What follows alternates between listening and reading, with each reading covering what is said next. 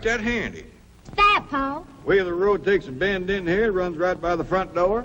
No, Mr. Clampett, this is your driveway. It goes with the house. Is this thing a highway? Oh, yes, indeed. It was built by John Barrymore, one of our finest actors. Pretty fair stonemason, too. Hey, Jed! This here is dandy soil. Fine, Granny. We'll commence plowing tomorrow. But this is Beverly Hills. Dirt is dirt. Yes, I know, but why don't we look around inside, eh?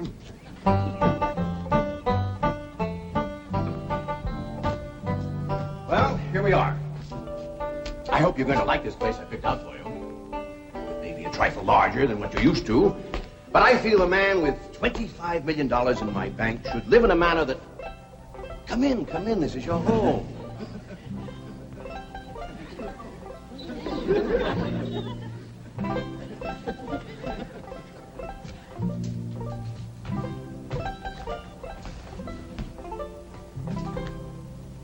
As I say, it may be a bit more than you're used to, but I'm sure you'll be comfortable. Now, my secretary will be over right away to help you with the hiring of servants or whatever problems you may have. She's a very efficient girl, Miss Hathaway. Jed? Jed? Jed? You and Jethro fetching my stove so I can get some victuals to cook in? Oh, you have a beautiful stove. Thank you. Fetch it in, Jed. You scare up some wood, Ellie. No, I mean you have a stove already installed in the kitchen. Where's that? I'll show you. Excuse us. Ellie, you go with Granny. She'll still need you to fetch some wood. Sure, Pa. Uncle Jed, guess what? There's a whole nother house up here. Jethro, come down from there. Like as not that belongs to somebody else. Darn. This is your kitchen. Oh, and here's the stove. The last word in food preparation. And speaking of food, you'll find everything you could possibly want stored right in here. Eh? Huh? Well, I'll leave you ladies to your culinary delights. Au revoir, bon appetit. Talks gibberish. You seem to set a great deal of store in this here stove, Granny. Well, we'll see. Ellie, you run out and fetch some wood. I'll get a fire to going in here and we'll see. Jethro, I hope it's all right for you to be missing school. Oh, sure, Uncle Jed. They ain't straight in the 5th grade. You in the 5th grade already? Starting this year. It don't seem like no time at all since I went with your ma to get you started in the 1st grade. You was 6 years old. No bigger than that. We drove clean over to Oxford so you could go to the same school your pa went to. You wouldn't know that town today, Uncle Jed. Oxford? Yes, sir. Well, that town has growed and spread out and built up and just kept getting bigger and bigger. Where today, why, I bet you there must be at least 3 or 4 dozen people living there. A place like that's all right to visit, but I wouldn't want to live there. Do you have any assistance? No, thank you, Mr. Drysdale. We were just talking about Jethro here getting back to school. Oh, well, we have some excellent educational facilities out here, Mr. Clampett. Where do you go to school, Jethro? Oxford. Oxford. Yeah, you see, Jethro's ma, that's my cousin Pearl. She married an Oxford man, so naturally Jethro, he goes to school there, too. I'm the champion crawdad eater. At Oxford? Jethro put away 3 buckets of crawdads. 4. And he's learned to cipher and everything. Cipher some for Mr. Drysdale.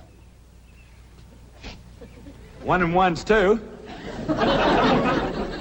2 and 2's 4. 4 and 4's 8. I have to take off my shoes to get any further than that. Never mind. I'm sure we're thinking of 2 different Oxfords. You see, there's one that's very, very famous and very old. That's where Jethro goes to school. Been there since pioneer days. That's how come it got its name. It's where the oxen used to ford the river. So folks took to calling it Oxen Ford, and later on got shortened to Oxford. Well, I'll be running. Oh, by the way, here are your keys. My secretary should be over very soon. Well, thank you very much, Mr. Drysdale, for everything you've been doing for us. Oh, it's my pleasure, Mr. Clampett. You see, I'm not only your banker, I'm your next-door neighbor. Well, say, how ain't that nice? Well, now, why don't you bring your missus over tonight for supper, and I'll have Granny womp up a mess of grits and hog jowl. Well, you see, right now my wife is in Boston. Well, that's too bad. When'll she be back? Not too soon, fortunately. I'll see you later. Well, thank you, Mr. Drysdale. So long. Uncle Jed, you reckon one of these days I can have me a little bitty old taste of Granny's moonshine? Now, Jethro, you know the family rule about Granny's moonshine? You get your first taste on your wedding day and not before. Well, Uncle Jed, that might be an awful long time. I ain't even got me no sweetheart. How come? Why, back home, every time I get me a girl, one of them there big fellas would take her right away from me. Maybe out here in Beverly Hills. Paul, could I please have the axe? I gotta split some wood for Granny. Fetch it, Jethro. Ain't this place got a wood pile? Not that I can find, but I found a whole row of black old dead tree trunks, pretty near as high as this house.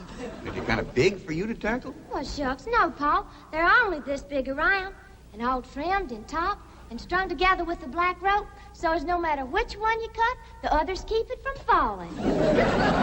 Somebody had a right smart idea there. Just the same, I think I'd rather have Jethro do the cutting. Oh, Paul, let me.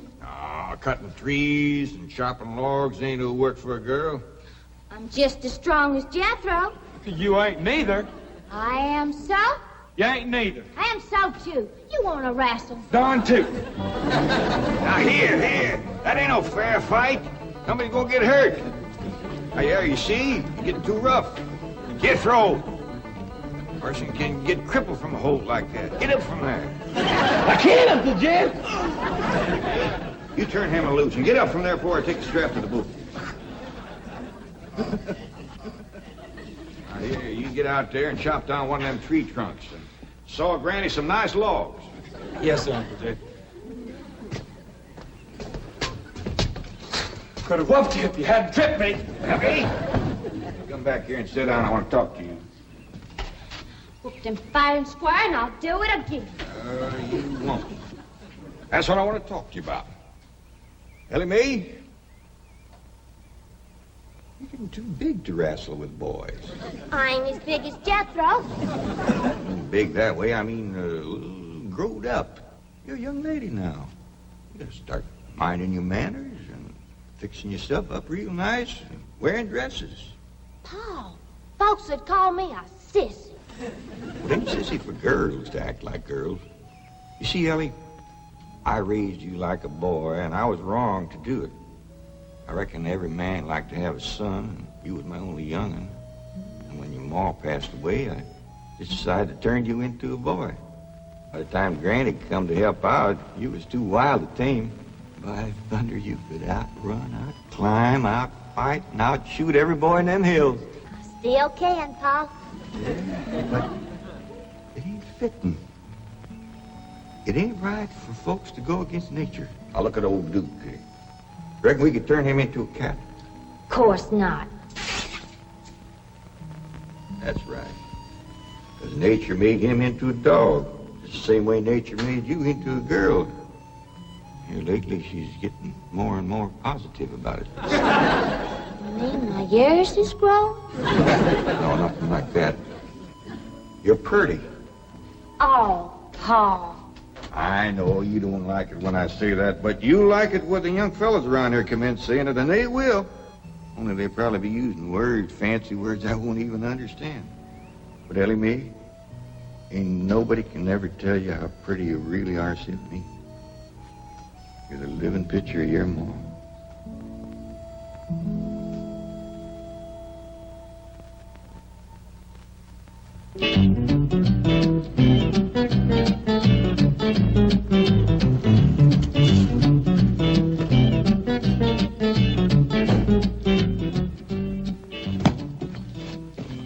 Still here? I thought you were going up to the Clampett estate. I didn't think it prudent for us both to be absent simultaneously. In the event of crises... The only crises you have to worry about right now is keeping Mr. J.D. Clampett happy. Now get up there. Tell me, how did you like the flamingos? What flamingos?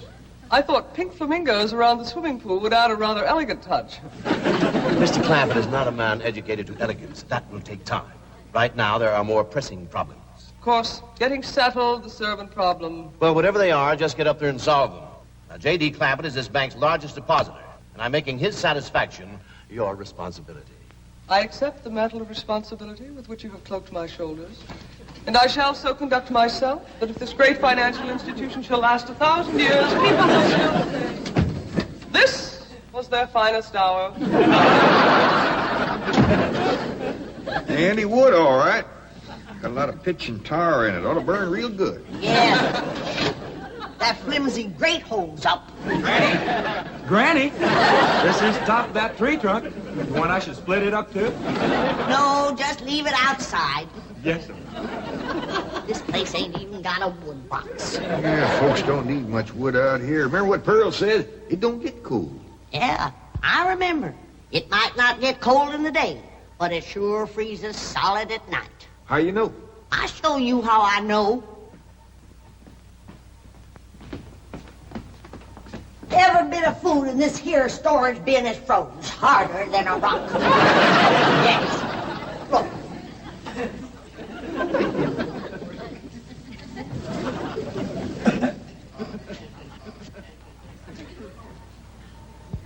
Mighty thin-skinned hog.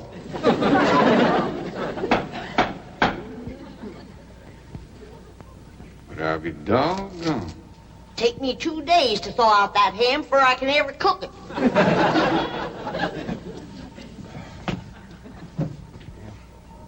People ought to know better than store food up against the north wall. Tomorrow we'll dig us a root cellar and we put all this stuff in it. Jethro, go on out there and catch us a chicken. Okay, Uncle Jay. How you know we got chickens? Place this size is bound to have chickens. Ain't all froze.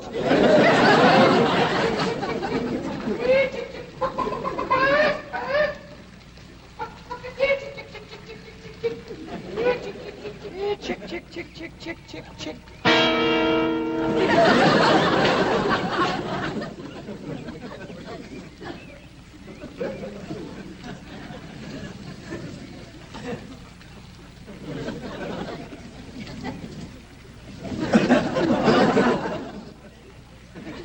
Are you a chicken?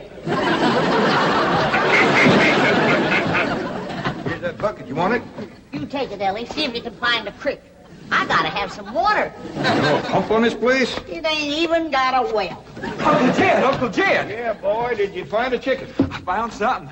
I ain't sure if it's a chicken, a goose, a duck, or what. Where is it? I couldn't catch it. That thing can outrun a jackrabbit. There ain't no goose or duck. Must be a chicken. If it is, I was right about things growing bigger out here.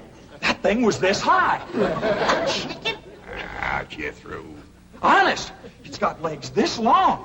Dibby's on the drumstick. Drumstick ain't much. Whoever gets that neck is eaten from now on. It commences here and runs plumb up to here. You ain't forgot what I said about Granny's jug of liquor. I ain't been to Granny's jug. You have your in first. Honest, cross my heart. Where'd you see this chicken? Down by the cement pond. Cement pond. Uncle Jed, that pond is the fanciest thing you ever did see. Why, they are steps, so's the cattle can walk right down into it and get a drink. And up at one end, there's a lady standing there made out of rock. And she's a-pouring water out of a jar right into that cement pond. Oh. Well, that's how come that big old pink chicken to get away from me. Flew right over the top of that there rock lady, landed in that pond, and swam like an otter. Just flapping them big old pink wings and hollered. What color did you say that chicken was? It's pink. Ain't I told you that stuff would stunt your growth? Miss Granny, I didn't touch a drop. You and me is going to the woodshed. Jethro, you swear to be telling the truth? So help me, Jefferson Davis. You take your hat off when you speak of the president. He ain't president no more. I'll have no Yankee talk in my kitchen. Now, Jethro, you and me is going back out there and corner that chicken. Granny, you get your fire to going. Elly May, you sweep up out front and keep your eyes open for that Miss Hathaway. I'm counting on her to take you in hand and get you in the right kind of clothes. Come on. Chicken.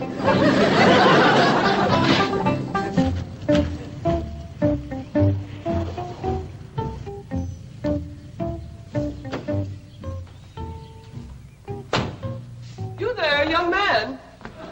I ain't a young man, but I sure do thank you for thinking so. Good heavens, you're a girl. Yeah.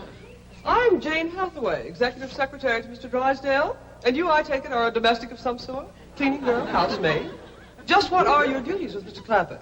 Well, he sent me out here to sweep up, but he said you'd take me in hand and get me in the right kind of clothes and everything. Indeed, I shall. We have a complete servant's wardrobe from chef to chauffeur.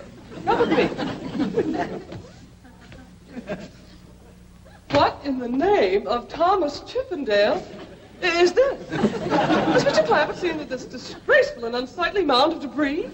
Oh, yes, ma'am. This is all his. Oh, what charming antiques. Just like you said, Jethro. Rock lady pouring water into a cement pond. Yes, sir. And over there's where I seen that great big pink chicken. Only thing is, it don't sound like a chicken. It makes a kind of hollering noise.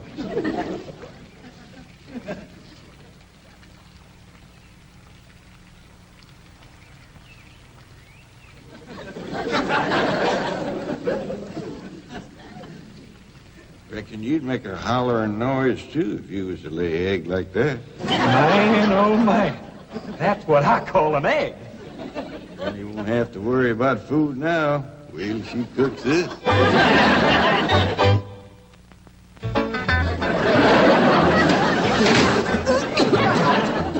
That blame city stove don't draw worth nothing. Granny, look at this egg. What's all the smoke? Stove don't work. Probably just a stuffed-up flue. Ain't got a flue, ain't even got a stovepipe. Well, I'll get the shovel and a hoe and rake it out of there. You keep this egg.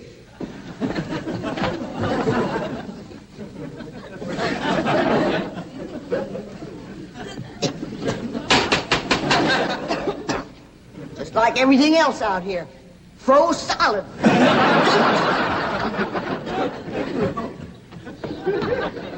Really, my dear, you look quite charming. Well, I feel like a dad blamed fool. Oh. Just a moment. You stop now. I'll be right back. Oh, that was my pa. I take it he's a gardener. Oh, yes, ma'am. Pa just can't wait to commence gardening. Apparently. However, as though I admire his enthusiasm, I must forbid him access through the main entrance. Now, tell me about the rest of the staff. Is there a chauffeur? A what? Someone who does the driving. Oh, yes, ma'am. That's Jethro. Of course, I don't reckon he can stay around very long. He's got to get back to Oxford and go to school. Oxford? He attends Oxford University? Well, he just calls it school. Pa went to school there, too. Oh, yes. Old school time. Great pride, those Oxford men. Sorry I couldn't stop before. Granny was having trouble in the kitchen. Pa, do I have to wear this here stuff that Miss Hathaway... No, there can be no appeal from Mr. Clampett's orders. Thank you, ma'am. Glad to see you taking a firm hand. Elly May, that's right pretty.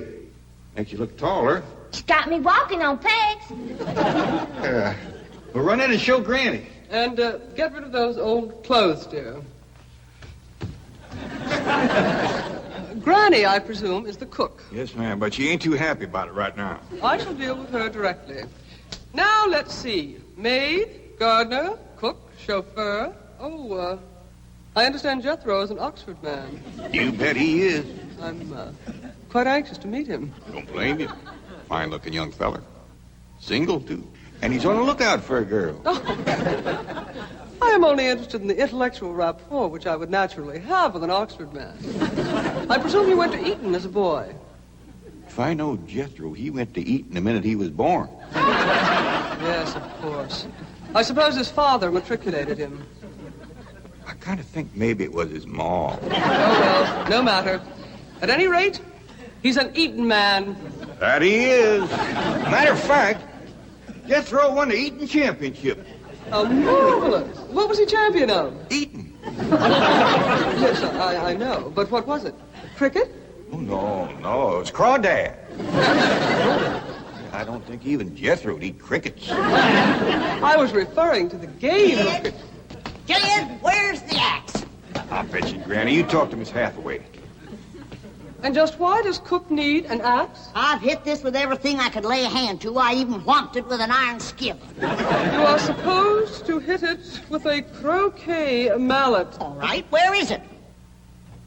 I don't think I'll tell you. There is a time for work and a time for play. Now then, what are we cooking for Mr. Clampett? Well, I don't know what you're cooking him, but if he wants any victuals from me, somebody better shoot a possum. Possum? You got a better idea? But of course, a nice big fluffy souffle. All right. You shoot it and you skin it. You don't even know what a souffle is. What kind of a cook are you? I'm a cook with a stove that don't draw, food that's froze solid, chickens that can't be caught, eggs that can't be broke, and a smart alecky city woman telling me my business. That's what kind of a cook I am. Mind your tongue, little woman. I can have your job. You sure can, and the sooner the better. Jethro's coming, and just wait till you see what he's got. Thank heaven. Now I can have an intelligent conversation. Look, Granny, I caught that big chicken. I hope it ain't as tough as its egg. That is a flamingo. Oh, no, ma'am. That's my nephew, Jethro. Jethro, say hello to Miss Hathaway. Howdy, ma'am. Ain't this the ding dangest chicken you ever did see? You go to school at Oxford? Yes, ma'am. I'm in the 5th grade. Stop bragging and wring that chicken's neck. Elly May! No, stop, you barbarian. Don't harm one feather of that beautiful bird. I've taken just about as much as I'm going to take from you. Yeah, Granny. Elly, you get the fire going under the big kettle outdoors. Young lady, where is your maid's uniform? I ain't going away. Oh, yes, you are. No, I ain't. Oh, yes, you are, if I must subdue you forcefully. I wouldn't try Hang on to that. me. Don't. Don't.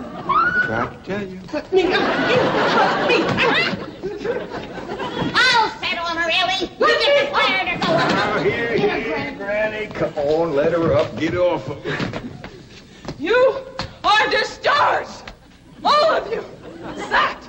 Fired. And you are the most incompetent, insubordinate, belligerent group of domestics it has ever been my misfortune. Hathaway! Ah, Chief. You're just in time to help me take disciplinary action. You're fired. I've already told them. Not them, you. These people are the Clampetts. Clampett? Yes, that's right. Now go back to the office and pick up your severance pay. You're through. Now, Mr. Drysdale, hold on a spell. I reckon there's been a kind of a misunderstanding. But this little lady's been a right big help to us. Why, she fit in just like one of the family. Matter of fact, her and me is going out hunting. Ain't that right, Miss Hathaway? Yes, indeed. Yeah. Jethro, you can take that pink chicken back out to the cement pond. We're going out and shoot us a nice big fluffy souffle.